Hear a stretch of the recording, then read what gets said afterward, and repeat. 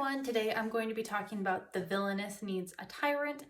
This is a historical fantasy romance drama, slice of life. It is complete, so you don't have to worry about waiting on any updates, which is awesome. We start our journey with Maribel visiting her cousin. Maribel loves her cousin more than anyone else in the world. Whatever her cousin wants, she gets, or does any and everything for the sake of her cousin. When Maribel was younger, both her parents passed away, so her uncle and aunt took care of her and took her in. But her uncle was using her and her parents' wealth. Maribel's cousin is a wicked creature and poisons her so she can marry the emperor and become the empress. As Maribel is dying, she wishes to do life again and wakes up in the past. Knowing what is to come in the future, she sets out to take revenge on her family. In order to do that, she must get the tyrant emperor on her side. At a royal party, she kisses him to catch his attention. From then on, Maribel and the emperor work together to find all the noble families plotting to kill the emperor and to help Maribel get her revenge. But the palace is a dangerous place, and it's hard to tell who is your ally and who is your foe. Will Maribel survive and get her revenge? What will happen between her and the emperor? Or will maybe one of her secret admirers come and steal her away? I just finished this webtoon, literally within the last 10 minutes. I finished reading the final chapter. It took me a couple days, less than a week, to read through all 70 chapters, but I was really dedicated about reading multiple chapters every single day, and that's how I was able to get through it so fast. I really enjoyed this webtoon. I know that some of the other reviews that I saw, people said it was kind of confusing, and it can be. So just hear me out. It can be confusing when you start out because you don't have all the parts to it, right?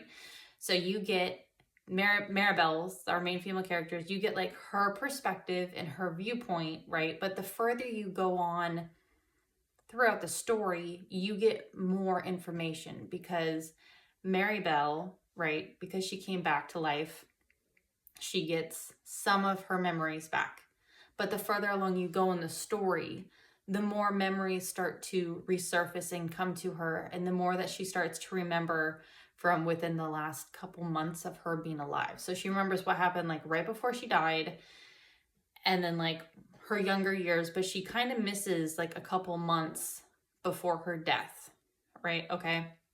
So as you go on throughout the story, you get little pieces of that, of her experience and her life. They slowly start to trickle in, and then it starts to make more sense the further along you get.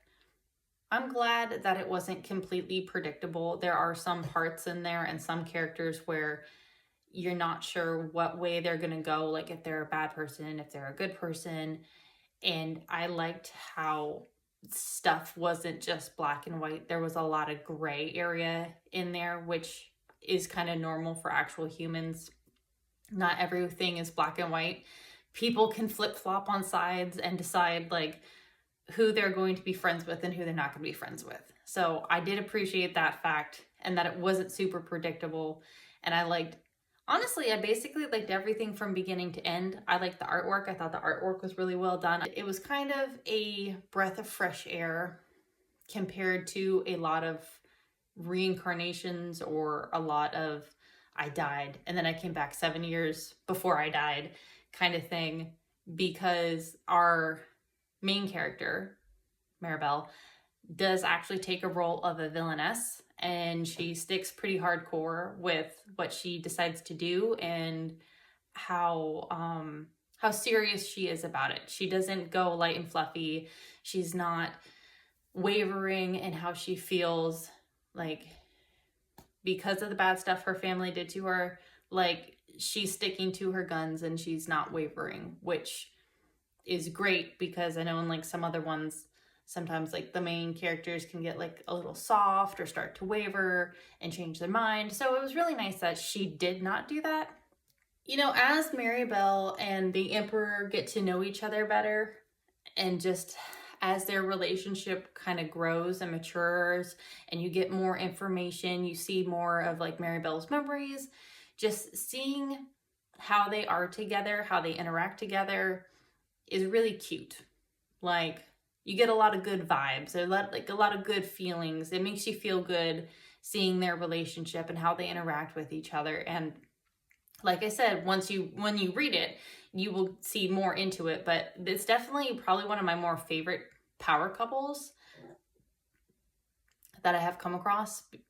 They both complement each other in a very nice way, and where he is very, very much the tyrant and very much is just like willing to kill everybody, like just on a whim. She definitely has that ability to kind of just like pull him back in and be like, hey, let's not kill everybody that I'm going to be having tea with. Like, I don't want to have tea with a bunch of corpses. Like, just calm down. So there is a good balance in between them. They do not overpower one another. They have a very respectful relationship to one another, which I also like a lot, because sometimes the emperor can be very much like, I'm the emperor, you are going to do exactly what I say all the time. You're a woman, you're lower than dirt, you're here just to make babies, be quiet.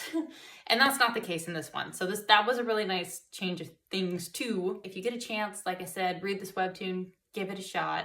I think it would be worth your time if this is kind of like the genre that you like, historical romance fiction. I appreciate you guys watching. I hope you have a wonderful day. Bye, everyone.